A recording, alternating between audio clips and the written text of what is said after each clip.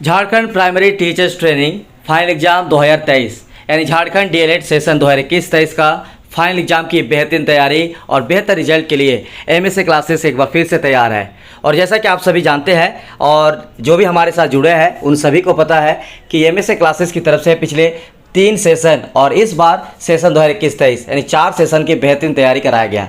और सेशन 2021-23 की बात की जाए तो हमारी तरफ से foundation paper 1, paper 2, paper 3, paper 4, Hindi, English और बाकी सभी सब्जेक्ट के लिए जो इम्पोर्टेंट क्वेश्चन और सजेशन दिया गया है उनमें 90% से लेकर 100% तक क्वेश्चन हमारा एग्जाम में टच कर रहा है। तो ये बहुत शानदार खबर आप सभी के लिए और हमारे लिए भी खुशी की बात है। और मुझे बहुत खुशी हुआ कि इस बार भी आप लोगों का जिस तरह से हमारी तरफ से इंपॉर्टेंट क्वेश्चन और सजेशन दिया गया है, साथ ही नोट्स प्रोवाइड की गई है, तो इनके मदद से जो आप लोगों की एक बेहतरीन तैयारी हुई है मुझे बहुत ज़्यादा खुशी हुई है।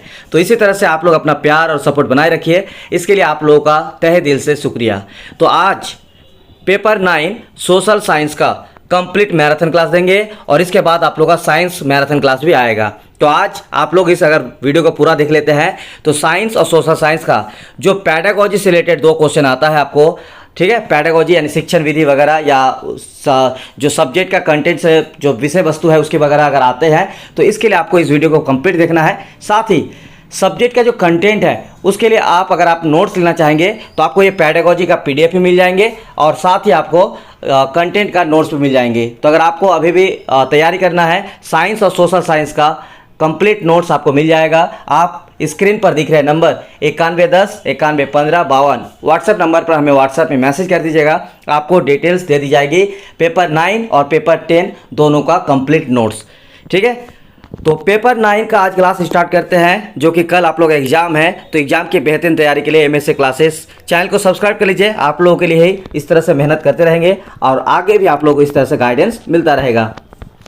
तो सबसे पहले एग्जाम पैटर्न की बात की जाए तो सोशल साइंस में सेक्शन ए में 1 या 2 पैडागोजी रहेगा, मैक्सिमम 2 ही रहता है और सब्जेक्ट कंटेंट से 3 या 4 यानी 3 क्वेश्चन आपको लिखना होता है।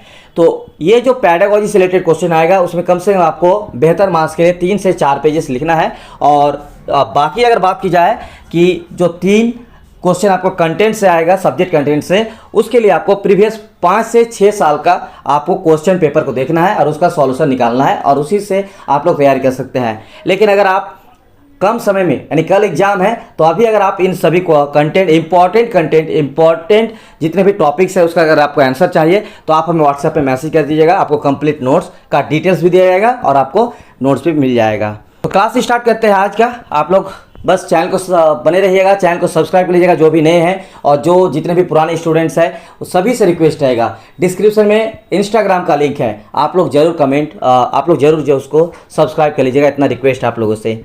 तो सामाजिक विज्ञान इस विषय का पैडागोजी का कंप्लीट क्लास देने जा रहा है। वीडियो को लास्ट तक अगर आप देख लेते हैं तो मुझे पूरा उम्मीद है आपकी तैयारी बेहतरीन हो जाएगी। साथ ही इस वीडियो को एक बार और आप लोग देख लीजिएगा तो आपका रिवीजन भी हो जाएगा। बाकी आपको नोट्स वगैरह चाहिए होगा तो आपको वही बताया कि आपको व्हाट्सएप पर मैसेज करना है। सामाजिक विज्ञान का अर्थ, प्रकृति, क्षेत्र एवं उद्देश्य। सामाजिक विज्ञान का संबंध मानव समाज के उद्भव, संगठन तथा विकास से है। इनके द्वारा मानव का अध्ययन किया जाता है। मानव के बहुमुखी क्रियाकलापों का विभिन्न सामाजिक विषयों में विवेचना किया जाता है। इस प्रकार सामाजिक विज्ञान की विभिन्न शाखाएं अर्थशास्त्र, नागरिक शास्त्र, इतिहास, मानव शास्त्र, समाजशास्त्र, भूगोल, मनोविज्ञान आदि है। यानी सामाजिक विज्ञान का संबंध किससे है तो समाज के में रहने वाले मनुष्य से है, जिसमें समाज के उद्भव, संगठन और विकास जुड़े होते हैं और इनके द्वारा ही मानवों का समाज के अंतर्गत क्या संबंध है, इस तरह से सामाजिक विज्ञान का अध्ययन होता है, ठीक है। तो सामाजिक विषय में क्या क्या पढ़ाया जाता है तो इसमें विभिन्न शाखाओं की पढ़ाई की जाती है, जैसे अर्थशास्त्र एंड इकोनॉमिक्स, नागरिक शास्त्र एंड पॉलिटिकल साइंस, इतिहास एंड हिस्ट्री, सोशोलॉजी, उसके बाद आपका जियोग्राफी और साइकोलॉजी। ये सारा जो है सामाजिक विज्ञान के अंतर्गत शाखाएं हैं। तो ये आपको अगर मीनिंग में आएगा तो मीनिंग में लिखना है। बाकी इसका कंप्लीट क्लास, इसका प्रकृति, इसका क्षेत्र, इसका उद्देश्य सभी बताएंगे। वीडियो क्लास तक बने रहिए। सामाजिक अध्ययन या सामाजिक विज्ञान, ठीक है, इसका 2 नाम है। कभी सामाजिक विज्ञान जो है इन्वायरमेंटल स्टडी भी कहा जाता है, इसको सोशल स्टडीज़ भी कहा जाता है, या तो फिर सोशल साइंस भी कहा जाता है। इसीलिए इसका सामाजिक अध्ययन या सामाजिक विज्ञान। सर्वप्रथम ये पॉइंट याद रखिएगा आप लोग, ठीक है। सर्वप्रथम सामाजिक अध्ययन या सामाजिक विज्ञान इस पद या शब्द का प्रयोग अमेरिका की शिक्षण संस्थानों में किया गया। तो सामाजिक विज्ञान का सबसे पहले प्रयोग कहाँ पे किया गया? तो अमेरिका की शिक्षण संस्थाओं में। यह विषय 20वीं सदी की देन है। 1905 ईस्वी में इस शब्द का प्रयोग उस विषय के लिए किया गया जो इतिहास, अर्थशास्त्र तथा राजनीति शास्त्र को मिलाकर बनाया गया। बाद में इसमें समाजशास्त्र के तत्व को जोड़ा गया। तो देखिए, सामाजिक विज्ञान की जो उत्पत्ति और इस शब्द का सबसे पहला प्रयोग जो हुआ है वो अमेरिका से हुई है। और 1905 में इस शब्द का प्रयोग कौन से सब्जेक्ट के लिए किया गया? तो 3 सब्जेक्ट के लिए किया गया, इतिहास, इकोनॉमिक्स और पॉलिटिकल साइंस। हिस्ट्री, इकोनॉमिक्स और पॉलिटिकल साइंस। और बाद में इसमें सोशोलॉजी को भी डाल दिया गया। और आज तो आप जानते हैं इसमें बहुत सारी विषय जो है इसके अंतर्गत आ जाते हैं। सामाजिक विज्ञान यानी सोशल साइंस या सोशल स्टडीज़ के अंतर्गत समाज की आवश्यकताओं एवं समाज में हो रहे बदलावों का अध्ययन किया जाता है। सामाजिक विज्ञान को कला एवं विज्ञान दोनों रूपों में स्वीकार किया गया है। यानी सामाजिक विज्ञान जो है इसको कला भी माना गया है और विज्ञान, ये दोनों का ये रूप है, इसीलिए इसका नाम है सामाजिक विज्ञान जोड़ दिया गया है। क्योंकि इसमें कौशल के साथ साथ वैज्ञानिक पद्धति का भी प्रयोग किया जाता है। आधुनिक समय में किसी भी राष्ट्र के सामाजिक परिप्रेक्ष्य के अध्ययन हेतु सामाजिक विज्ञान को माध्यम बनाया जाता है। अब कुछ डेफिनेशन बताएंगे आप लोगों को, ठीक है, कि सामाजिक विज्ञान की परिभाषा, डेफिनेशन ऑफ सोशल साइंस। विश्वकोश के अनुसार सामाजिक विज्ञान वह विषय है जो मानव के विकास से संबंधित है और जो मनुष्य के सामाजिक समूहों के व्यवहारों का अध्ययन करती है। उसके बाद समुदाय आयोग के अनुसार सामाजिक विज्ञान वह है जो राष्ट्र के युवाओं में मूल्य का विकास करती है, जिसके द्वारा उनमें नैतिक मूल्य का विकास होता है। तो 2 डेफिनेशन आप लोगों को याद रखना है, विश्वकोश और दूसरा समुदाय आयोग का। अब सामाजिक विज्ञान यानी सोशल साइंस, सोशल स्टडीज़ का क्या विशेषता है? Features of social science. सामाजिक विज्ञान समाज का विज्ञान है। इसमें वैज्ञानिक पद्धति को आधार बनाकर समाज का अध्ययन किया जाता है। यानी सामाजिक विज्ञान क्या है कि वो समाज का विज्ञान है। एक समाज में रहने वाले लोगों के क्रियाकलाप और रहने वाले लोगों के बीच संबंधों को जहाँ पे अध्ययन की जाती है वो है सामाजिक विज्ञान। तो सामाजिक विज्ञान क्या है? समाज का विज्ञान है और इसमें वैज्ञानिक पद्धति के अनुसार समाज का अध्ययन किया जाता है। यानी समाज का स्टडी कैसे किया जाती है? तो आपका वैज्ञानिक पद्धति के अनुसार। यह समाज की आवश्यकताओं एवं उनमें हो रहे बदलावों के विस्तृत अध्ययन कर उसको सही मार्ग की ओर अग्रसर करती है। सामाजिक विज्ञान का केंद्र बिंदु समाज और मानव है, क्योंकि मानव क्या है? इस पूरे संसार का सबसे महत्वपूर्ण संसाधन है और मानव जो है मिलकर एक समाज का निर्माण करते हैं। तो इसीलिए सामाजिक विज्ञान का जो मेन पॉइंट है वो आपका समाज है और दूसरा है आपका मानव, क्योंकि इसी के इर्द गिर्द जो है ये पूरा सामाजिक विज्ञान आपका अध्ययन होता है। सामाजिक विज्ञान का अध्ययन क्षेत्र बहुत व्यापक है। यानी सामाजिक विज्ञान का अगर आप अध्ययन क्षेत्र मानेंगे तो बहुत बड़ा है। ये इतना बड़ा है कि इसका कल्पना भी नहीं कर सकते हैं। इसमें आपको अभी के टाइम में, जैसे पहले आपको क्या बताया, अमेरिका में इसकी शुरुआत हुई तो सिर्फ 3 सब्जेक्ट, हिस्ट्री, पॉलिटिकल और इकोनॉमिक्स, लेकिन फिर बाद में इसको सोशल जोड़ा गया। अभी इसके साथ बहुत सारा जोड़ता चला गया, जियोग्राफी जोड़ता चला गया, ठीक है, उसके बाद साइकोलॉजी जोड़ते चले गए, बहुत सारा इस तरह से आपका आता रहा। तो ये क्या है? बहुत व्यापक है। इससे समाज की संरचना को समझने में सहायक होती है। यह समाज के आधार का निर्माण करने में भी सहायक है। राष्ट्र का निर्माण, देशभक्ति और राष्ट्रीय स्थिति को मजबूती प्रदान करने में भी सहायक है। यह छात्रों में, ठीक है, ये पॉइंट बहुत इंपॉर्टेंट है कि सामाजिक विज्ञान का सबसे प्रमुख जो उद्देश्य भी होता है ये उनमें से एक है आपका राष्ट्र का निर्माण और देशभक्ति और राष्ट्रीय स्थिति। यानी राष्ट्र के प्रति समर्पण, राष्ट्र के प्रति जो है देशभक्ति। अगर देशभक्ति जगाना है, विश्वास दिलाना है, तो सबसे बड़ा जो सब्जेक्ट है वो है सामाजिक विज्ञान। सामाजिक विज्ञान के अंतर्गत ही बच्चों में इस बात का जो है डेवलप की जा सकती है, विकास की जा सकती है कि राष्ट्र के निर्माण में आपकी क्या सहयोगिता है और आप राष्ट्र के निर्माण के लिए क्या क्या कर सकते हैं। यह छात्रों में सामाजिक तत्वों का विकास करती है। जिससे वह एक सामाजिक नागरिक बन सके। देखिए, सामाजिक विज्ञान एक ऐसा विषय है जिसमें बच्चे पढ़कर समाज में रहने वाले लोगों के साथ एक सही से नैतिक और बौद्धिक तौर पर जो है वो सशक्त हो जाते हैं और वहाँ समाज में वो जो है मजबूत होकर एक उत्तम नागरिक का निर्माण होते हैं। यह छात्रों को सामाजिक समायोजन करने के लिए भी तैयार करता है। यह शिक्षा के वास्तविक उद्देश्य एवं लक्ष्यों का निर्धारण करती है।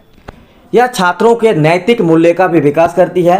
यह सामाजिक कार्य एवं सामुदायिक कार्य को भी बढ़ावा देने का कार्य करता है। इसके बाद यह छात्रों में व्यावहारिक गुणों का भी कार्य करता है। यह छात्रों में भाषा अर्जन का भी काम करते हैं। तो सामाजिक विज्ञान जो है बहुत तरीके से जो है विकास करता है एक मनुष्य, एक समाज के लिए। चलिए आगे, अब अगला क्वेश्चन आ जाएगा सामाजिक विज्ञान का विषय क्षेत्र। तो समस्त ज्ञान को क्रमिक रूप से 3 भागों में विभाजित किया गया है।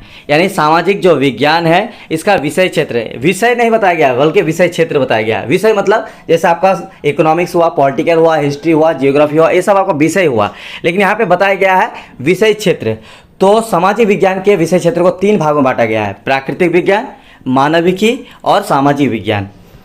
तो आधुनिक युग में सामाजिक विज्ञान की आवश्यकता। अब यहाँ पे देखिए, ये आपको 3 जो है सामाजिक विज्ञान का विषय क्षेत्र है और इसके बारे में अगर आपको बस ये तीनों विषय क्षेत्र को याद रखना है, ठीक है। मान लीजिए इसका अगर विषय क्षेत्र को डिटेल्स में एक्सप्लेन करना है तो आप लोग जानते हैं प्राकृतिक विज्ञान के अंतर्गत क्या पढ़ाई जाती है। मानविकी यानी जिसमें मनुष्य से रिलेटेड, जैसे मान लीजिए क्रियाकलाप हो गया, प्राथमिक क्रिया, द्वितीय क्रिया, जैसे आप लोग पढ़े होंगे, और सामाजिक विज्ञान, ये तीनों को आपको एक्सप्लेन करना है, ठीक है। लेकिन आपको याद रखना है ये 3 विषय क्षेत्र। अब आते हैं यहाँ पे हाईलाइट थोड़ा सा छूट गया है, इसमें हाईलाइट कर लीजिए, समझ लीजिएगा कि ये एक इम्पॉर्टेंट जो है पॉइंट है।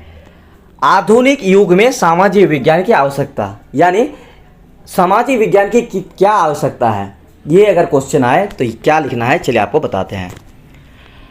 आधुनिक तकनीकी के युग में मानव ने यातायात, उद्योग, संचार माध्यमों एवं अन्य क्षेत्रों में तीव्रता से परिवर्तन करके प्राकृतिक विज्ञानों में आश्चर्यजनक उन्नति की है, लेकिन सामाजिक विज्ञान में इस तरह की प्रगति नहीं हुई है।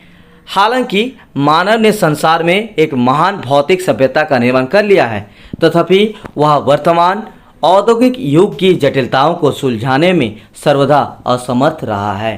यानी यहाँ पे है कि जो मॉडर्न जनरेशन है आज का, इसमें हर सेक्टर में जो है इंसान आगे बढ़ चुका है, स्पेशली साइंस सेक्टर में। जैसे मान लीजिए यातायात हो गया, उद्योग हो गया, संचार, ठीक है, हो गया, उसके बाद इस सभी माध्यम से। लेकिन अभी भी मानव क्या है, एक सभ्य समाज का निर्माण करते हैं, तो उस जगह में समाज विज्ञान का बहुत महत्वपूर्ण है। लेकिन इस चीज़ का अभी भी अगर आप मानेंगे तो बहुत हद तक जो है ये अभी भी सफल नहीं हो पाया है। उसने भौतिक सुविधाओं में विशेष वृद्धि करके जीवन के स्तर को उच्च तथा महान बनाया है। यानी मानव जो है अपनी जो भौतिक सुविधा है, ठीक है, खान पान, रहन सहन, इसमें समाज विज्ञान के अंतर्गत ये बहुत आगे बढ़ चुका है, इसमें उन्नति किया है, इस बात में कोई संदेह नहीं है। उसने अणुशक्ति का आविष्कार करने में भी सफलता प्राप्त कर ली है। यानी परमाणु बम भी अलग अलग देशों, इंडिया में भी बना है, तो अलग अलग देशों ने परमाणु शक्ति संपन्न भी हो चुके हैं।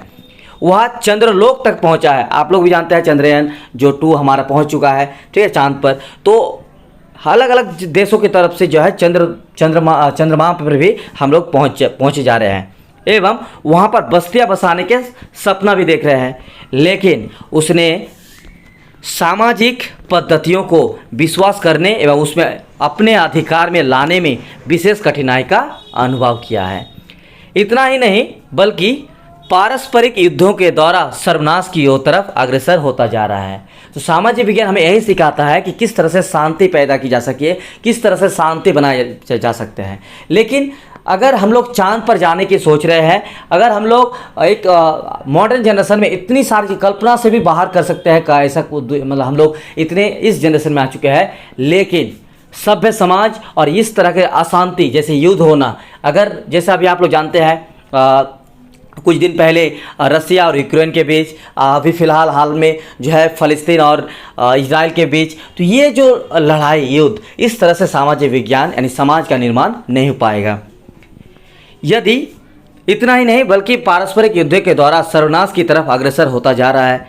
यदि मानव जगत अपनी विचार शक्ति एवं विवेक का प्रयोग करके समाज विज्ञान में भी उतनी ही प्रगति करे जितनी कि उसने प्राकृतिक विज्ञानों में की है, तो वह निश्चित ही समाज विज्ञानों की कमी को पूरा कर पाएगा तथा पतन की तरफ अग्रसर होती मनुष्य जाति को नष्ट होने से बचाया जा सके। विद्वानों का मत है कि समाज विज्ञान द्वारा विश्व में शांति स्थापित की जा सकती है। यानी अगर विश्व में युद्ध को ना होने देना, उसके बाद समाज में विश्व में अगर शांति स्थापित करना, अगर ये सब करना है तो आपको समाज विज्ञान की बहुत ज़्यादा ज़रूरत होगी, क्योंकि यह विज्ञान मानवीय संबंधों का अध्ययन कराते हैं, स्पष्ट करते हैं कि सफल सामाजिक जीवन क्या है। इनके द्वारा मानव कल्याण की ओर अग्रसर किया जा सकता है। इनके ज्ञान से मानव इन आविष्कारों के कल्याण के लिए उपयोग करना सीख जाते हैं। इस कारण समाज विज्ञान के लिए विश्व को अधिक आवश्यकता है। इस आवश्यकता के कारण शिक्षा के विभिन्न स्तरों पर समाज विज्ञान के विभिन्न नामों से रखी गई है। यानी इसकी अलग अलग सामग्री, अलग अलग विषय रखी गई है। अब बताते हैं सबसे इम्पोर्टेंट ये क्वेश्चन देखने को मिलता है कि सामाजिक विज्ञान शिक्षण के उद्देश्य क्या है, इसका महत्व क्या है, इसका लक्ष्य क्या है, क्यों ये पढ़ाई जाती है। ठीक है, तो देखिए AIIMS and objectives of social science teaching. तो सबसे पहले इसका मीनिंग लिखेंगे, मीनिंग क्या लिखेंगे, उसके बाद बताएंगे कि क्या क्या इसका उद्देश्य है। उद्देश्य में आपको पहले मीनिंग लिखना है। लक्ष्यों के अभाव में कोई भी कार्य पूरा नहीं हो सकता। कार्य को सुचारू रूप से संपन्न करने के लिए लक्ष्य एवं उद्देश्य का निर्धारण बहुत जरूरी है। प्रत्येक विषय के लक्ष्य एवं उद्देश्य पाठ्यक्रम के सामान्य लक्ष्य एवं उद्देश्य पर आधारित होते हैं। सामान्य लक्ष्य एवं उद्देश्य की प्राप्ति में विषयों के लक्ष्यों की महत्वपूर्ण भूमिका होती है। यानी कोई भी लक्ष्य, ठीक है, अगर वो लक्ष्य ही नहीं रहेगा किसी भी मनुष्य के लिए, किसी के भी लिए, तो वो कार्य पूरा हो ही नहीं सकता। यानी अगर आप कोई काम कर रहे हैं तो उसके लिए आपको टारगेट होना चाहिए, लक्ष्य होना चाहिए, आपका गोल होना चाहिए।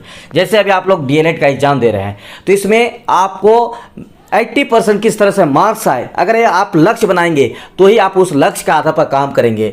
ठीक है, प्रैक्टिस करेंगे, लिखेंगे। आप अब जैसे मैक्सिमम जितने भी इस वीडियो को देख रहे हैं लगभग मेरे साथ बहुत दिनों से जुड़े हुए हैं, कोई 2 महीना, कोई 3 महीना, कोई 1 महीना से जो हम तैयारी लगातार करवा रहे हैं आप लोगों को। तो आप लोग तैयारी, इनमें से बहुत सारे स्टूडेंट्स हैं जो 1 महीना लगातार हमें फॉलो कर रहे हैं, हमारे नोट्स को लगातार पढ़ रहे हैं, तो उनका बेहतर एग्जाम भी हो रहा है और बेहतर रिजल्ट भी होगा आने वाले दिनों में। साथ ही अगर इतनी ही क्लास को कोई सही से नहीं देख रहा है, कोई सही से प्रैक्टिस नहीं कर रहा है, तो उसके लिए कोई लक्ष्य नहीं है, तो ऐसे में जो है उसका लक्ष्य जो है कार्य जो सफल होने में थोड़ा सा मुश्किल हो सकता है। तो ये क्या है कि आपको अगर सफल होना है तो आपका लक्ष्य बनाना बहुत ज़रूरी है। लाइफ में मान लीजिए कोई भी अगर आपको बनना है, मान लीजिए आपको टीचर बनना है, तो टीचर बनना है आपको, आप सोच लिया टीचर बनना है, तो इसके लिए आपको आपके सामने जो भी चीज़ है वो आपको करना है। जैसे आपने इंटर तक की पढ़ाई की है या ग्रेजुएशन तक की पढ़ाई की है, उसके बाद आपको टीचर बनना है। तो टीचर बनने के लिए क्या चाहिए, आपको एक टीचर ट्रेनिंग कोर्स होना चाहिए, जैसे डीएलएड बीएड कुछ भी, तो आप लोग अभी कर रहे हैं। तो एक लक्ष्य के आधार पर आपको काम करते रहना है। अगर आप लक्ष्य नहीं बनाएंगे तो आप कैसे काम करेंगे। तो इसी तरह से सामाजिक विज्ञान का भी कुछ महत्वपूर्ण लक्ष्य है। जैसे पॉइंट नंबर 1, बस आपको ये सब पॉइंट याद रखना है, बाकी आपको समझना है, उसको लिखना है। याद रखना है नागरिकता। सामाजिक विज्ञान यानी सामाजिक विज्ञान का पहला जो लक्ष्य है वह है नागरिकता। क्या है नागरिकता में? सामाजिक अध्ययन का उद्देश्य उत्तम नागरिकों का निर्माण करना है, यानी बेहतर से बेहतर और उत्तम नागरिक का निर्माण करना है। अपने समय की समस्याओं का ज्ञान, सभ्यता पर विज्ञान का प्रभाव के प्रति जागरूकता, आर्थिक जीवन के लिए तत्परता, निर्णय क्षमता, मानव की आवश्यकता, आकांक्षा, भावनाओं के प्रति संवेदनशीलता, लोकतांत्रिक जीवन पद्धति, स्वतंत्र एवं समानता पर निष्ठा, नए तथ्य विचारों की ग्रहणशीलता आदि गुणों की प्राप्ति उत्तम नागरिकों के लिए महत्वपूर्ण है। जैसे अगर आप इकोनॉमिक्स पढ़ेंगे, ठीक है, सामाजिक विज्ञान के अंतर्गत, तो आपका क्या होगा, आपका इकोनॉमिक्स के अंतर्गत आपको जो है आर्थिक जीवन की जानकारी होगी। आप लाइफ में जो है आपका जो आर्थिक जीवन होगा वो बहुत सुखमय होगा अगर आप अर्थशास्त्र को सही से जानकारी प्राप्त करते हैं तो। ठीक है, उसके अलावा अगर आप पॉलिटिकल साइंस पढ़ते हैं तो आप अपने देश के बारे में, अपने लोकतंत्र के बारे में, समानता और स्वतंत्रता के बारे में आपको जानकारी प्राप्त होगी और आप उस चीज़ को अनुभव भी कर सकते हैं। ये है। अगर आप हिस्ट्री पढ़ते हैं तो हिस्ट्री में क्या होता है, बहुत सारी चीज़ आपको जानकारी मिलते हैं, नए नए तथ्यों की जानकारी, उससे आपको बहुत सारा नॉलेज मिलता है जो आप अपने दैनिक जीवन में भी प्रयोग कर सकते हैं। तो ये रहा उत्तम नागरिकता का निर्माण। दूसरा है सामाजिक चरित्र का विकास। तो देखिए, एक मनुष्य या एक बालक कहाँ रहता है? समाज में रहता है। और समाज में रहने वाले बालक को किस तरह से जिम्मेवार और एक बेहतर नागरिक बनाए, बेहतर मनुष्य बनाए, इसके लिए सामाजिक विज्ञान उसका चरित्र का निर्माण करते हैं। कैसे? सामाजिक अध्ययन सामाजिक शिक्षा का महत्वपूर्ण अंग है। इसकी सहायता से छात्रों में सामाजिक चरित्र का विकास संभव है। समुदाय के सामाजिक जीवन एवं क्या हुआ यहाँ पे छूटा हुआ है, इतना याद रखिए, ठीक है, कि समुदाय की सामाजिक जीवन सामाजिक विज्ञान की सहायता से प्राप्त होती है। सामाजिक शिक्षा का निर्माण, उत्तरदायित्व की भावना का विकास, मानवीय संबंधों की समझदारी जैसे आदि गुणों का विकास करके सामाजिक चरित्र का विकास करना सामाजिक विज्ञान शिक्षा का उद्देश्य है। तीसरा, सामाजिक विरासत तथा समस्याओं का ज्ञान। सामाजिक विरासत तथा समस्याओं का ज्ञान प्रदान करना सामाजिक विज्ञान शिक्षण का उद्देश्य है। सामाजिक विज्ञान शिक्षण का उद्देश्य शिक्षकों को न केवल सामाजिक समस्याओं से ही अवगत कराना है, बल्कि समस्याओं के समाधान के लिए तत्परता एवं कौशल का विकास भी करना है। विद्यार्थी के अंदर सामाजिक चेतना का उदय ही शिक्षा का प्रारंभ है। सामाजिक विज्ञान शिक्षण सामाजिक विरासत तथा समस्याओं का ज्ञान प्रदान करके शिक्षा प्रक्रिया को अग्रसर करता है। यानी एक और जो उद्देश्य हुआ वह है सामाजिक विरासत और समस्याओं का ज्ञान। चौथा, वर्तमान को स्पष्ट करना। जेम्स हैमिंग के अनुसार सामाजिक अध्ययन का प्रमुख उद्देश्य है वर्तमान समस्याओं की उत्तम समझदारी, यानी प्रेजेंट में कौन सी समस्या है उसका समाधान क्या है, इस तरह से सामाजिक विज्ञान उसको मदद करता है। आधुनिक विषय तथा सभ्यता के ज्ञान को सामाजिक विज्ञान शिक्षण द्वारा प्रदान किया जाता है।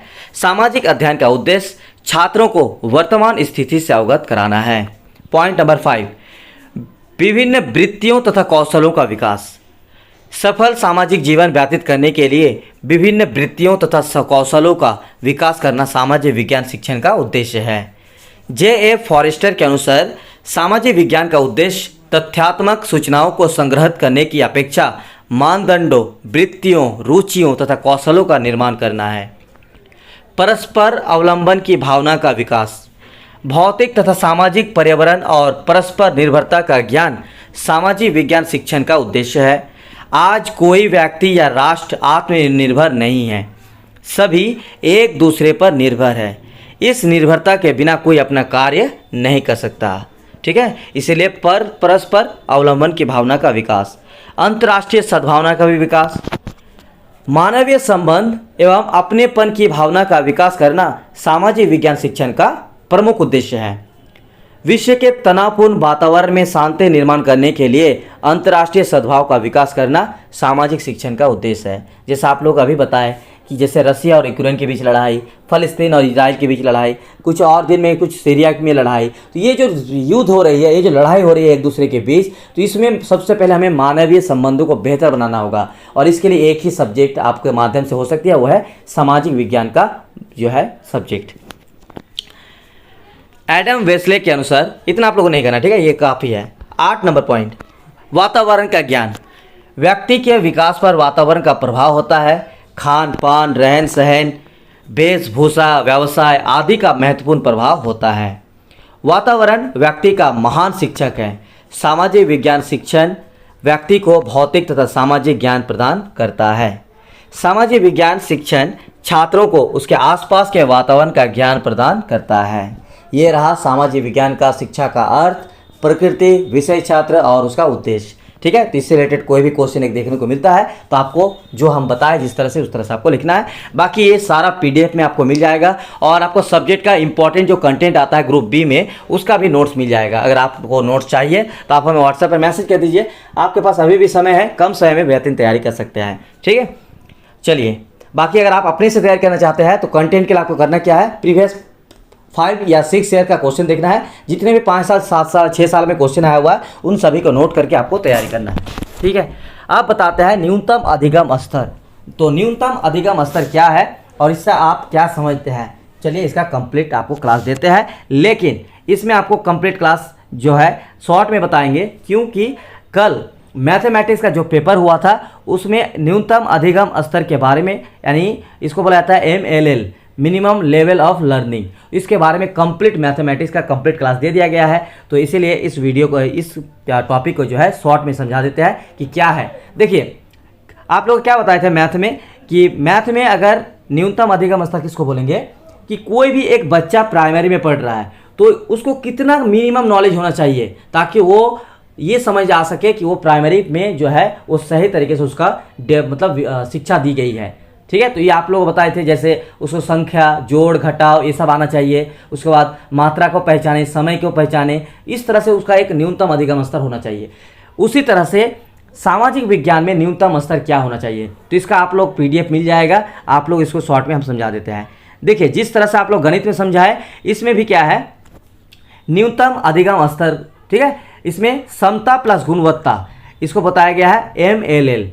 ठीक है, तो इसमें क्या है आपको बता देते हैं, अधिकतर लोग न्यूनतम का अर्थ निम्न या कम से लगाते हैं। अगर आपको बताया जाए कि निम्न, तो आप क्या, न्यूनतम अधिगम स्तर, तो आपको न्यूनतम मतलब ये समझ में आ रहा है कि कम से कम नहीं, इसका मतलब कम से कम नहीं, सॉरी आप समझिए कम।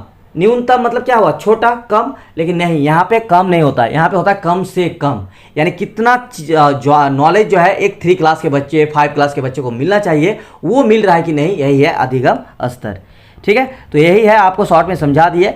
आप इस न्यूनतम अधिगम स्तर 3 चीज़ों से मिलकर बना है, न्यूनतम, अधिगम और स्तर। न्यूनतम शब्द का अभिप्राय है कि किसी निश्चित कक्षा में छात्रों के द्वारा निश्चित समय में अर्जित किया जाता है। तो ये आपको नोट्स में मिल जाएगा, आप हमें व्हाट्सएप में मैसेज कर दिए इसको नोट्स नहीं मिला। बाकी जो भी वीडियो को देख रहे हैं मैक्सिमम मेरा नोट्स लिया हुआ स्टूडेंट होगा, तो आप लोग जो है नोट्स आप लोग को दिया गया है। बाकी आपको ग्रुप में भी हम डाल देंगे, तो ग्रुप में आप लोग एक्टिव रहिएगा, व्हाट्सएप ग्रुप में। ठीक है, कंटेंट B वाला जो है उसका मिल जाएगा। न्यूनतम शब्द का अभिप्राय उस अंक से है जो किसी निश्चित कक्षा में छात्रों के द्वारा निश्चित समय में अर्जित की जाती है। यानी कोई बालक जो है 5 क्लास में पढ़ रहा है, तो 5 क्लास में उसको कितना नॉलेज होना चाहिए मिनिमम, वो नॉलेज उसको मिला है कि नहीं, तो ये आपको होगा। अधिगम मतलब सीखना, और स्तर मतलब वो कितनी उपलब्धि उसको प्राप्त हुआ है। जैसे यहाँ पे देखिए, कक्षा 4 में पढ़ने वाले छात्र का स्तर कक्षा 4 के लिए पाठ्यक्रम को तैयार करना, उसमें निपुण होना होता है। ठीक, तो ये सारा आप लोगों को बता दिए थे। अगर आप इसका नोट चाहिए या फिर आप इसका स्क्रीनशॉट ले सकते हैं। ठीक है, इस तरह से आप पढ़ लीजिए इसको। चलिए, तो अगला टॉपिक इंपॉर्टेंट टॉपिक्स है सामाजिक विज्ञान शिक्षण में सहायक सामग्री, शिक्षण उपादानों की आवश्यकता एवं महत्व। यानी जो सामाजिक विज्ञान शिक्षण है, इसमें जो शिक्षण सामग्री या शिक्षण उपादान या सामग्री का उपयोग की जाती है, इसकी आवश्यकता क्या है, इसकी महत्व क्या है। जैसे आप लोग देखते होंगे कि सोशल साइंस पढ़ाने के लिए आपको ग्लोब चाहिए, मानचित्र चाहिए, नक्शा चाहिए होता है। इस तरह की चीज़ों की क्यों जरूरी होती है, तो चलिए बताते हैं इस वीडियो के माध्यम से। विनिंग एंड विनिंग ने सहायक सामग्री पर क्या कहा है कि विभिन्न प्रकार की दृश्य युक्तियाँ अमूर्त को मूर्त बनाने में है तथा अध्ययन में रुचि जगाने में प्रयुक्त की जा सकती हैं, जिसके बिना अध्ययन नीरस तथा अवास्तविक होगी। यानी विनिंग एंड विनिंग का कहना है कि अगर शिक्षण में सहायक सामग्री का यूज ना हो तो ऐसे में शिक्षा जो है, शिक्षण जो प्रक्रिया है, शिक्षण जो विधि है, वो नीरस हो जाती है, आलस भरी हो जाती है, उसमें रुचि नहीं रह पाती है। इसीलिए स्पेशली सामाजिक विज्ञान शिक्षण में इस तरह की शिक्षण सामग्री बहुत ज़रूरी है। अब बात करेंगे कि सहायक सामग्री की क्यों आवश्यकता है, इसका महत्व क्या है, इम्पोर्टेंस क्या है इसका, चलिए बताते हैं। तो need of teaching in aids, शिक्षण प्रक्रिया में शैक्षिक साधनों की आवश्यकता निम्न कारणों से है। जैसे इनसे कक्षा समय की बचत होती है, इनसे व्यक्तिगत विभिन्नताओं की संतुष्टि होती है, इसकी सहायता से अमूर्त अवधारणाओं को मूर्त रूप प्रदान किया जा सकता है, छात्रों के सीखने की गति में भी तीव्र रूप से वृद्धि हो जाती है, इनकी सहायता से छात्र ज्ञान के सैद्धांतिक पक्ष से ही नहीं वरन व्यावहारिक पक्ष से भी अवगत हो जाते हैं। सहायक ज्ञान के माध्यम से उत्तम शिक्षण प्रदान किया जा सकता है, इनकी सहायता से शैक्षिक क्रियाओं को अधिक प्रभावी बनाया जा सकता है, इनकी सहायता से कक्षा में छात्रों के सीखने में एकरूपता आ जाती है, इनकी सहायता से छात्र रुचिपूर्वक एवं उत्साहपूर्वक सीखते हैं। तो देखिए शिक्षण सामग्री का बहुत महत्व है, हम भी जानते हैं, आप भी जानते हैं। बस आपको ये सब पॉइंट जो है लिखना है और इस पॉइंट को आप लोग कॉपी में नोट कीजिए और तैयारी कीजिए। ठीक है, इनसे छात्रों की कल्पना शक्ति का विकास किया जा सकते हैं। तो ये अगर आपका कि इसका आवश्यकता क्यों है। अगर आवश्यकता की बात की जाए तो ये पॉइंट लिखना है, लेकिन इसके इसी को आप जो है महत्व में भी आप लोग लिख सकते हैं अपने से। लेकिन चलिए महत्व का भी हम अलग से आप लोगों के लिए नोट्स बनाया हुआ है, तो इसके बारे में आप लोग क्लास देते हैं। इम्पॉर्टेंस ऑफ टीचिंग एड्स, सहायक सामग्री के महत्व निम्नलिखित है। सहायक सामग्री के प्रयोग के द्वारा जटिल और अरुचिकर विषयों को रोचक, सरल और स्पष्ट बनाया जा सकता है। इनकी सहायता से शिक्षक एक साथ अनेक छात्रों की समस्याओं का समाधान कर सकता है। इनकी सहायता से छात्रों के अध्ययन को एक बिंदु पर केंद्रित किया जा सकता है। इनके द्वारा छोटी आयु के बालकों के ज्ञान को उन्नत बनाया जा सकता है। इनके माध्यम से छात्रों की शब्दावली में उन्नति होती है। ये छात्रों की जिज्ञासा में वृद्धि करती है, जिससे सीखने में प्रोत्साहन मिलती है। इनके प्रयोग से छात्रों को विभिन्न प्रकार की क्रियाओं को करने के अवसर प्राप्त होते हैं। इससे वे कठिन बातों को भी सरलतापूर्वक सीख लेते हैं। इनकी सहायता से प्राप्त ज्ञान स्थायी और निश्चित बन जाता है। इनकी सहायता से छात्र ज्ञान को स्पष्ट रूप में ग्रहण करते हैं। विशेष रूप में मंदबुद्धि बालकों को इनके माध्यम से यानी शिक्षण सामग्री के माध्यम से सीखने में बहुत ज़्यादा मदद मिलती है। शिक्षण सामग्री के द्वारा ही छात्रों में प्रत्यक्ष अनुभव का प्रतिनिधित्व संभव होते हैं। इनके प्रयोग से विषय विशेषज्ञों की कमी भी पूरी हो सकती है। जैसे दूरदर्शन पर सामाजिक अध्ययन और विज्ञान के पाठों का प्रदर्शन करने से यहाँ पे अगर शिक्षक की कमी है तो इस चीज़ को पूरा किया जा सकता है।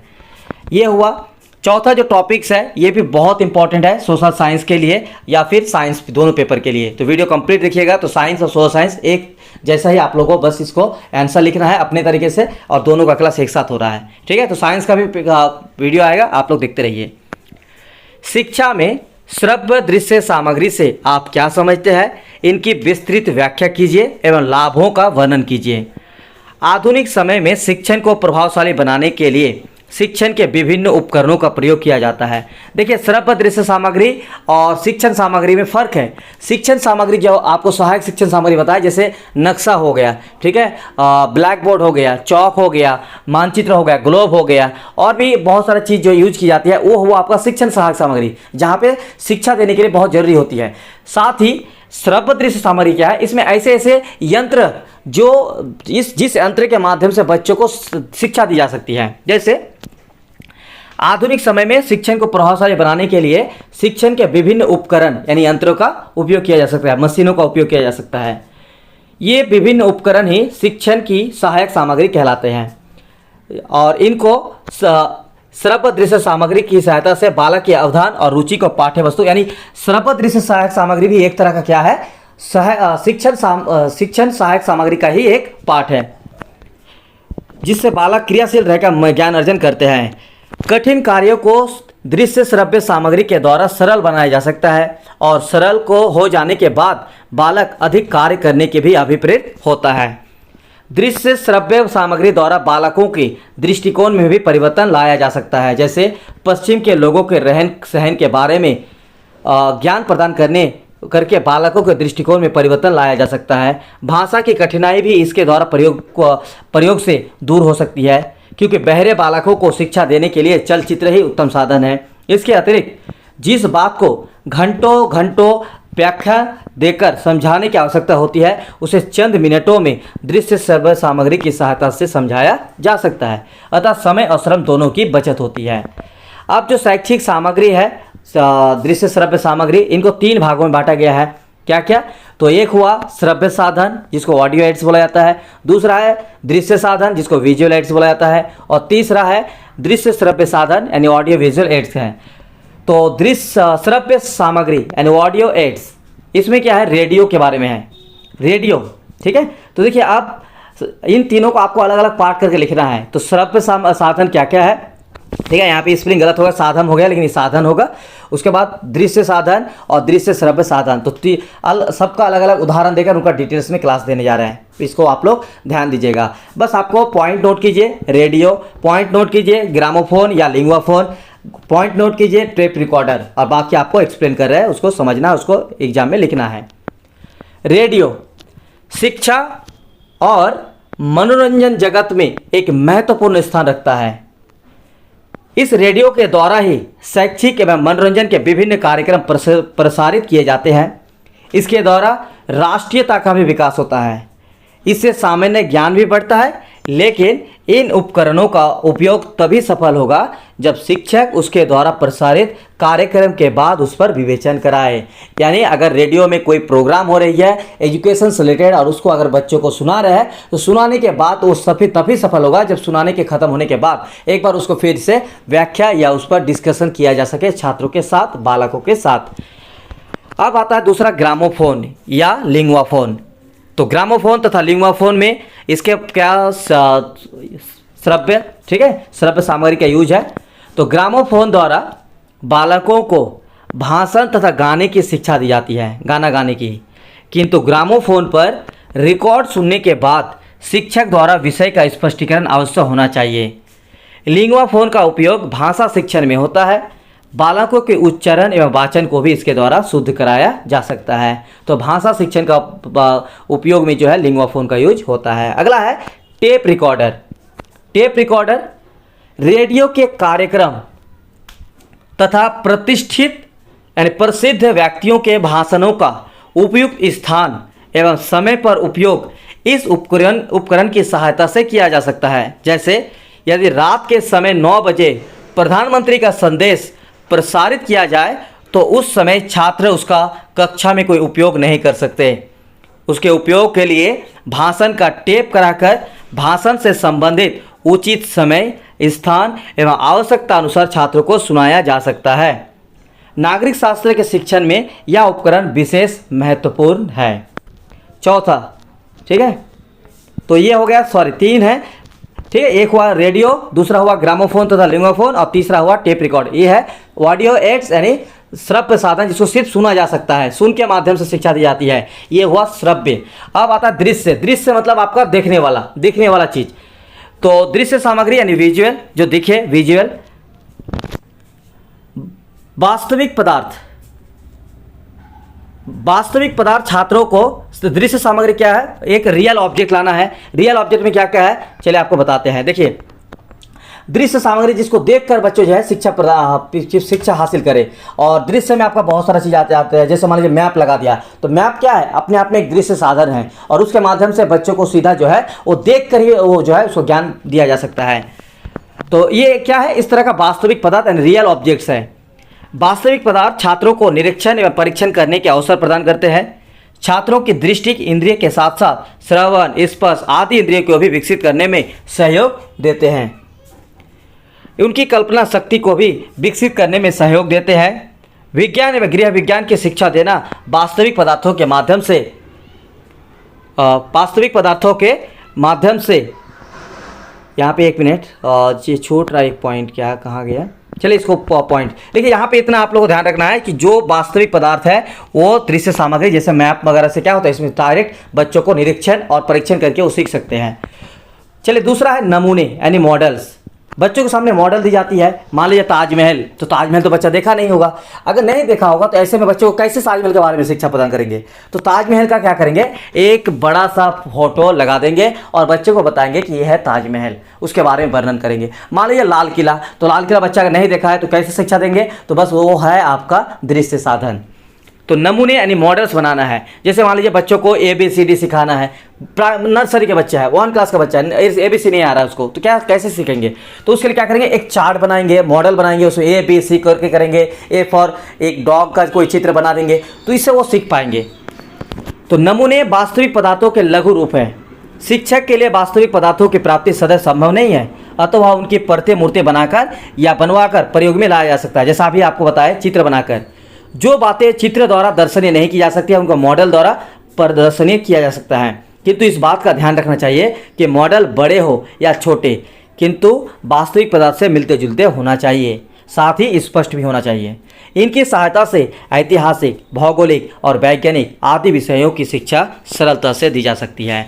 अगला है चित्र यानी पिक्चर्स। ठीक है, अगर क्लास में चित्र लगा देंगे तो बच्चा अपने आप उसको सीखते जाएगा। शिक्षक वास्तविक पदार्थों और मॉडल के अभाव में चित्र के द्वारा विषय को विकसित कर सकता है। इनका उपयोग निम्न योग्यता वाले छात्रों के लिए बहुत ही उपयोगी है।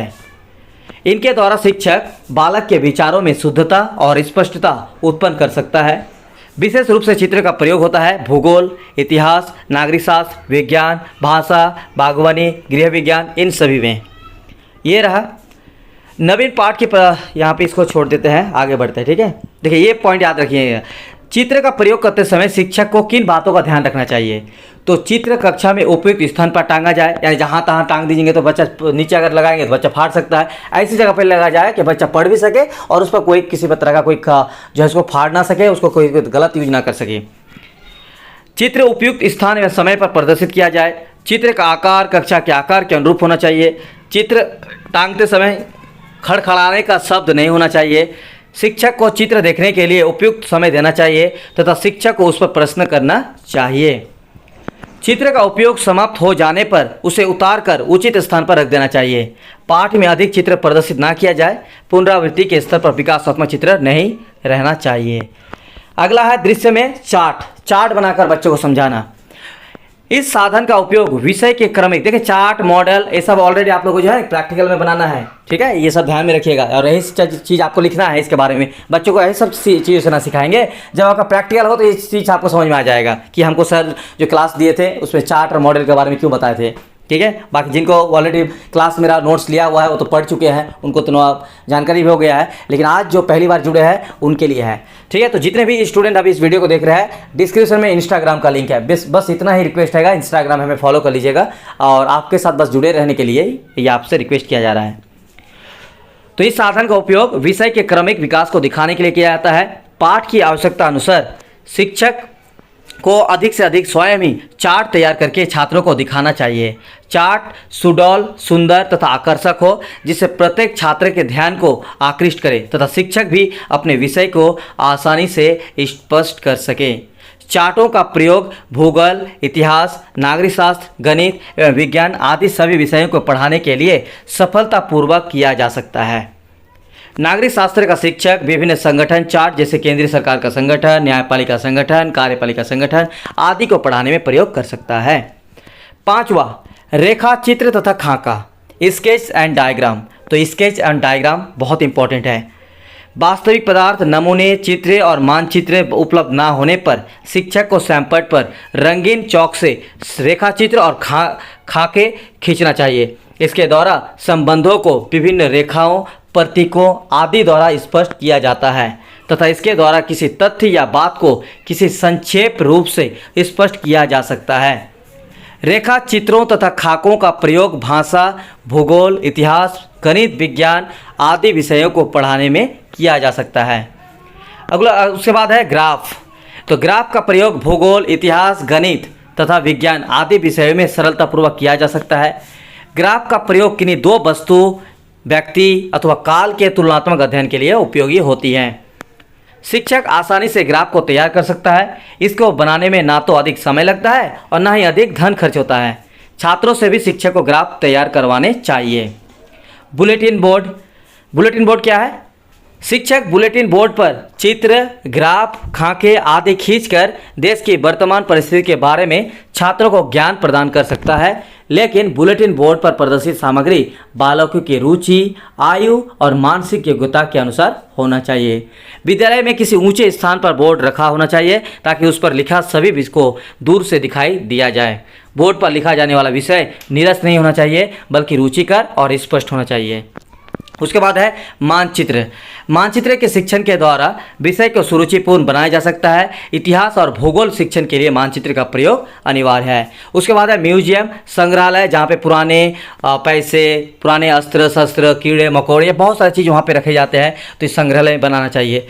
अगला है जादू लालटेन। यह एक चित्र प्रदर्शक यंत्र है। इसकी सहायता से शिक्षक अमूर्त तथ्यों को स्पष्ट करने में सफल होते हैं, किंतु जादू की लालटेन का प्रयोग करने के लिए स्लाइडों की आवश्यकता होती है और स्लाइड इनके द्वारा विभिन्न विषयों की सूक्ष्म बातों को पर्दे पर बड़ा करके दिखाया जा सकता है। स्लाइड को दिखाते समय शिक्षक को पाठ की कठिनतम भाग की व्याख्या भी करना चाहिए। ये स्लाइड शीशे पर होती है, अतः इनके टूटने का डर बना रहता है। तो देखिए कितने सारे आपको दृश्य सामग्री बताए, इनमें से आपको कम से कम 7, 8 या 10 तो कम से कम याद रखना चाहिए, ताकि इसीलिए आपको 3 से 4 पे कम से कम लिखा होना चाहिए। बाकी इसका आप लोग स्क्रीनशॉट ले लीजिए, यहाँ पे 12 नंबर में है। उसके बाद आपको 13 नंबर में भी आप लोग लिख सकते हैं। चलिए अब इम्पॉर्टेंट है श्रव्य दृश्य सामग्री, इसमें क्या क्या आपको लिखना है।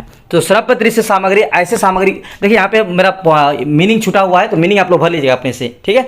श्रव्य दृश्य सामग्री उन साधनों को कहा जाता है जिसके माध्यम से बच्चों या बालकों को शिक्षा प्रदान करते समय वो सुनकर और देखकर दोनों तरीके से वो सीख सकते हैं। जैसे पहला ऑप्शन दीजिएगा, पहला दीजिएगा चलचित्र। चलचित्र द्वारा प्राप्त ज्ञान अधिक स्थायी होता है क्योंकि इसमें देखने और सुनने की दो इंद्रियां काम करती हैं। चलचित्र के द्वारा मनोरंजन के साथ साथ शिक्षा भी दी जाती है। कम बुद्धि वाले बालकों के लिए यह बहुत अधिक लाभदायक है।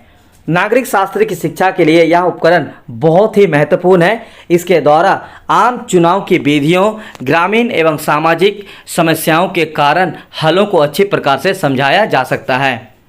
इसके द्वारा छात्रों को सीखने के लिए प्रेरणा प्रदान की जाती है तथा उनकी ग्राह्य शक्ति को विकसित किया जा सकता है। तो चलचित्र यानी सिनेमा, इसके माध्यम से बच्चों को अच्छे अच्छे फिल्म जो कि शिक्षा से रिलेटेड फिल्म हो, जैसे मान लीजिए तारे ज़मीन पर, इस तरह का अगर फिल्म दिखाया जाए तो बच्चों में मानसिक और बौद्धिक स्तर पर भी वो मजबूत होगा और अपना खुद से भी बहुत सारा चीज़ वो जो है विकास हो पाएगा। तो इस तरह से जो है शिक्षा भी प्रदान की जा सकती है चलचित्र के माध्यम से। कोई मान लीजिए बच्चों को जो है जोड़ घटाव सिखाना है तो इसका भी बहुत सारा आजकल जो है आपको वीडियो मिल जाएंगे, उन वीडियो को जो है आप चलचित्र के माध्यम से दिखा सकते हैं। उसके बाद है टेलीविजन, टीवी तो आप जो जानते हैं टीवी में आजकल स्मार्ट टीवी आ चुका है जहां पे आप कोई भी वीडियो जो है सीधा आप लोग बच्चे को दिखा सकते हैं घर में भी, ठीक है। तो टीवी का भी प्रयोग कर सकते हैं। तो शिक्षा के इस उपकरण से बालकों के कान और आंखें दोनों ज्ञानेंद्रिय विकसित होते हैं। तो इस तरह से क्या है, वो सुनेगा भी और देखेगा भी, तो इससे दोनों कान और आंख दोनों ही उसका क्या होगा, विकसित होता है, ठीक है, उसका ज्ञानेंद्रिय विकसित होता है। यह चलचित्र से अधिक उपयोगी है क्योंकि चलचित्र देखने तो बालक कभी कभी जा पाता है, जबकि टेलीविजन बालक प्रतिदिन अपने घर में ही देख सकता है। तो ये सब चीज़ आप लोग जानते हैं, लिख लीजिए ये सब, ठीक है। इस तरह से आप लोगों को क्लास को करा रहे हैं।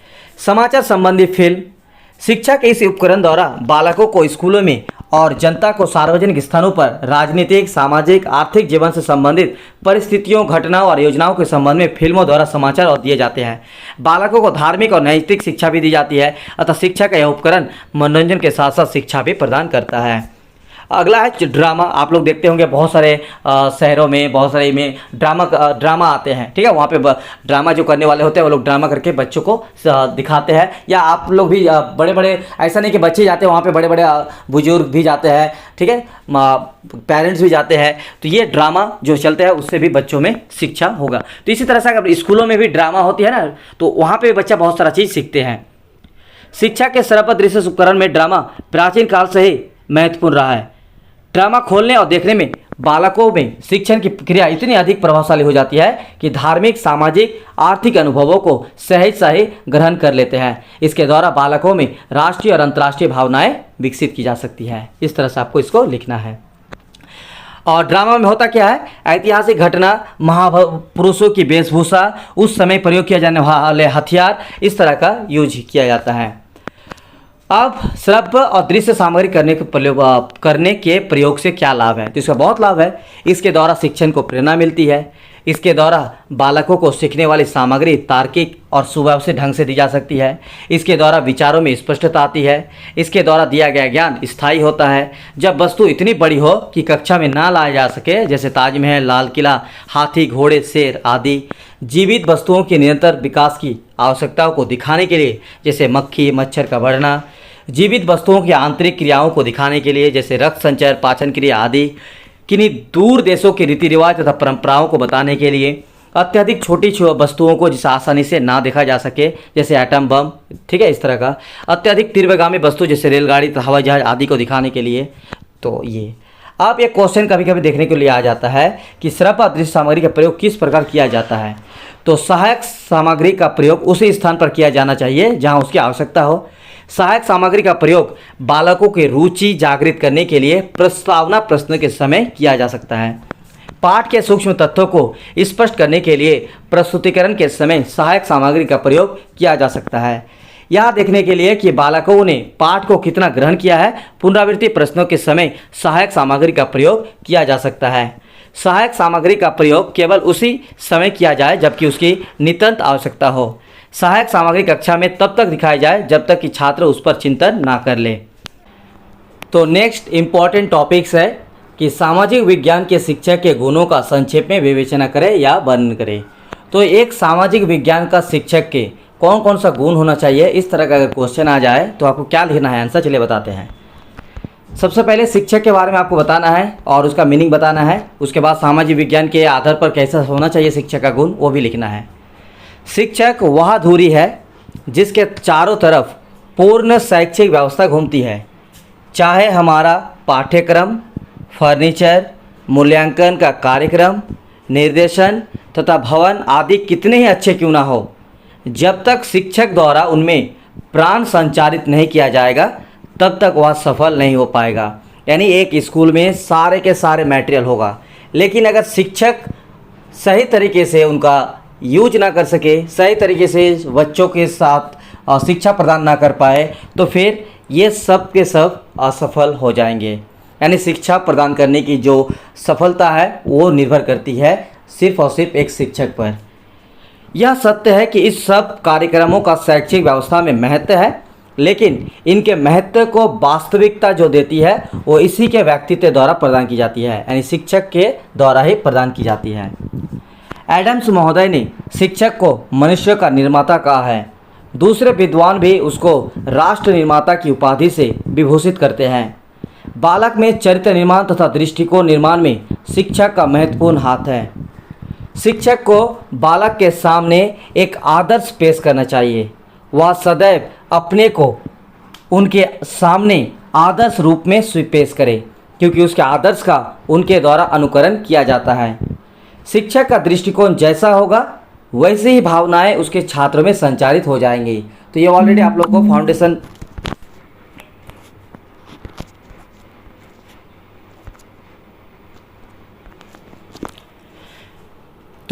आप लोगों को फाउंडेशन पेपर 1 और पेपर 2 में शिक्षकों के गुणों से रिलेटेड बता दिए थे।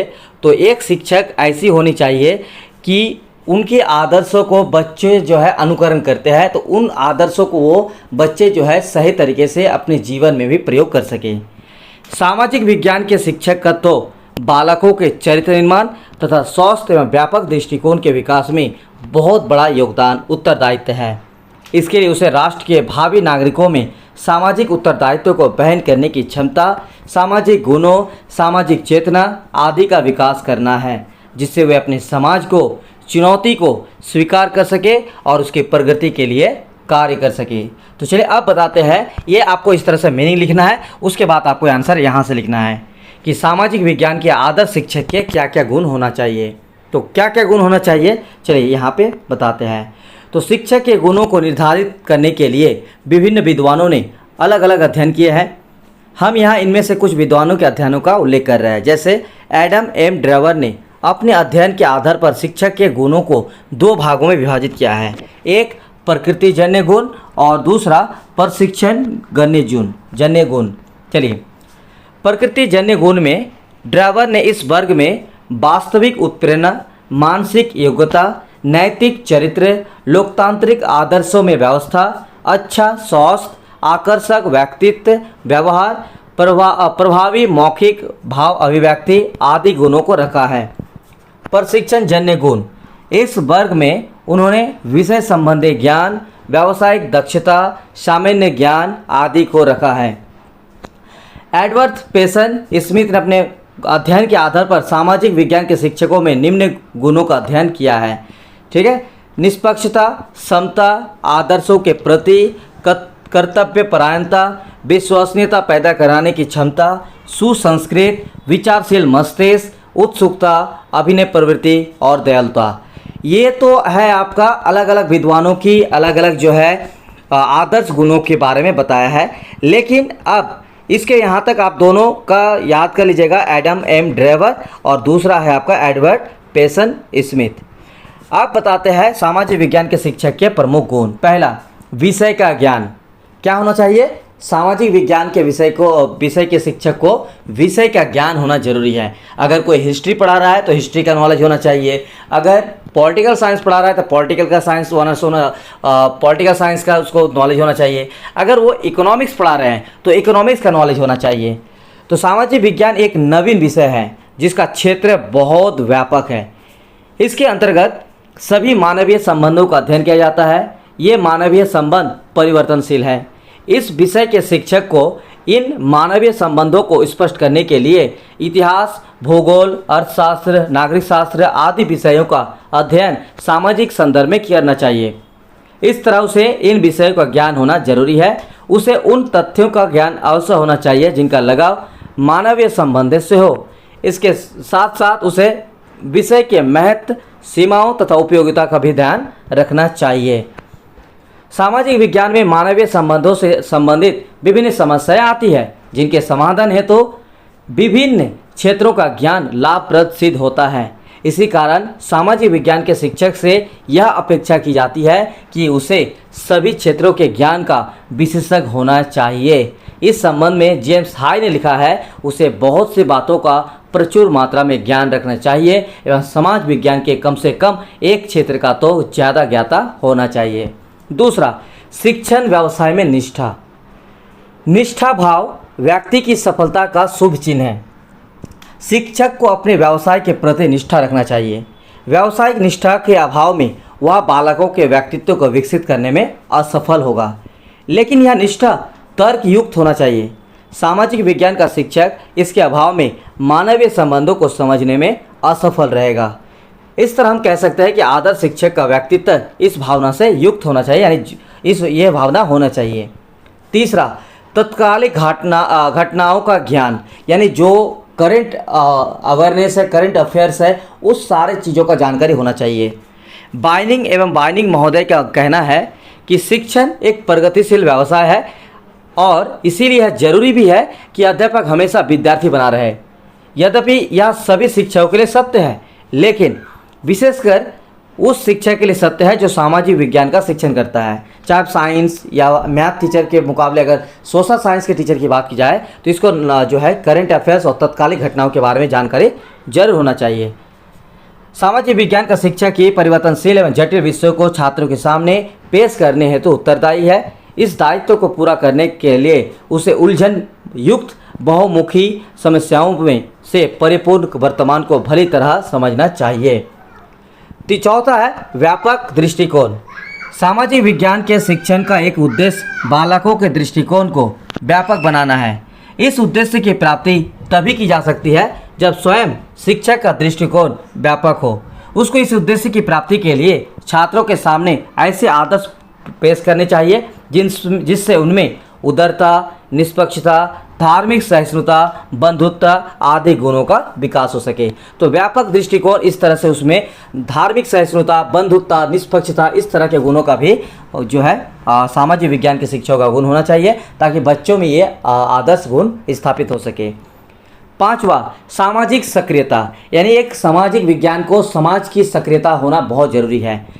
सामाजिक विज्ञान के शिक्षक का महान गुण सामाजिक चेतना है। शिक्षकों की सामाजिक चेतना पर सभ्यता तथा समाज की उन्नति और विकास निर्भर करता है। शिक्षक समाज का रचनात्मक अंग होता है। वही समाज की आवश्यकताओं की पूर्ति के लिए विभिन्न उद्देश्यों का निर्धारण करता है। उसे समाज के कार्यों में उत्साह के साथ भाग लेना चाहिए।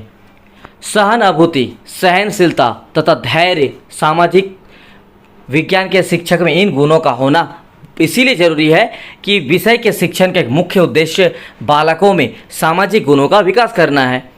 वह इस उद्देश्य की प्राप्ति स्वयं में इन गुणों के अभाव में प्राप्त नहीं कर पाएगा।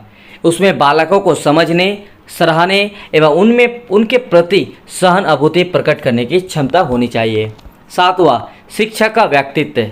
जैसा आप लोगों को फाउंडेशन पेपर 2 में बताए थे पर्सनैलिटी, तो पर्सनैलिटी सामाजिक विज्ञान हो या कोई भी विषय हो, सभी टीचर के लिए बहुत ज़रूरी है।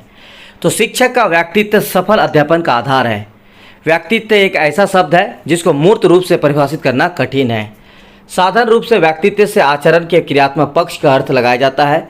व्यक्तित्व के निर्माण में जिन तत्वों का हाथ होता है उनको निम्न 3 भागों में बांटा गया है: शारीरिक पक्ष, निष्क्रिय गुण और प्रबंधकीय योग्यताएं। 8वां, सामाजिक विज्ञान के शिक्षण का ज्ञान। उसको शिक्षण के सामान्य सिद्धांतों तथा विधियों का ज्ञान होना जरूरी है। इस विषय के शिक्षण के लिए प्रगतिशील विधियों तथा साधनों का जरूरत है, अतः इनके ज्ञान के लिए उसका प्रशिक्षण होना जरूरी है। उसको व्यावहारिक शिक्षण विधियों का ज्ञान, सामान्यतः विशेष, शिक्षा का परिचय, शिक्षा का इतिहास, शिक्षा मनोविज्ञान, शिक्षा समाजशास्त्र आदि बातों में प्रशिक्षित किया जाना चाहिए।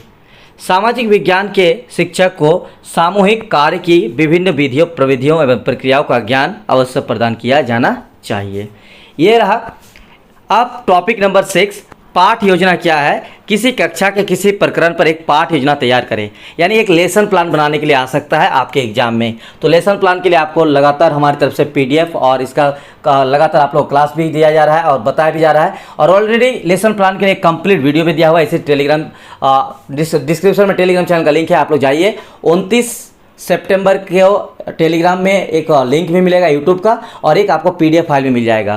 तो आप लोग टेलीग्राम को ज्वाइन कर लीजिएगा, वहाँ 29 सितंबर को जाइएगा, आपको मिल जाएगा। तो पाठ योजना अगर बनाने आएगा तो फॉर्मेट दिया हुआ है, आप लोग फॉर्मेट के आधार पर पाठ योजना लेसन प्लान बनाना है या ठीक है। और दूसरा, जो ये तो रहा पूरा कंप्लीट आपको पेडागोजी का क्लास, और 3 या 4 क्वेश्चन, मैक्सिमम 3 मान के चलिए, 3 क्वेश्चन आपको पूछा जाता है कंटेंट। तो कंटेंट के लिए हमारी तरफ से इंपॉर्टेंट टॉपिक्स का कंटेंट बनाया हुआ है। अगर आप नोट्स लेना चाहेंगे तो पेडागोजी के साथ साथ आपको कंटेंट भी मिल जाएगा। तो जो इम्पॉर्टेंट है एग्जाम की दृष्टि से हमारी तरफ से, आप तो जानते हैं कितना इंपॉर्टेंट हम टॉपिक सिलेक्ट करते हैं, तो सिलेक्टेड टॉपिक्स का कंटेंट बना हुआ है आंसर। तो अगर आपको चाहिए तो आप हमें व्हाट्सएप पे मैसेज कीजिए, 9110 911552, आपको कंटेंट मिल जाएगा। बाकी अगर आप अपने से तैयारी कर रहे हैं तो आपको जो टिप्स बताने जा रहे हैं उसको आप फॉलो कीजिएगा। प्रीवियस आपको क्वेश्चन देखना है 5 से 7 ईयर्स, अगर 5, 6, 7, 5 साल 6 साल का अगर आप प्रीवियस ईयर क्वेश्चन देखते हैं और उनमें जितने भी इंपॉर्टेंट टॉपिक्स आपका आया हुआ है उसको अगर आप तैयारी करके जाते हैं तो आप तैयारी हो जाएगा। बाकी अगर आपको अगर नोट्स के हिसाब से चाहिए, नोट्स के तौर पर PDF फाइल मिल जाएगा, तो आप हमें व्हाट्सएप पे मैसेज कर दीजिएगा। तो वीडियो को पूरा देखने के लिए बहुत बहुत शुक्रिया।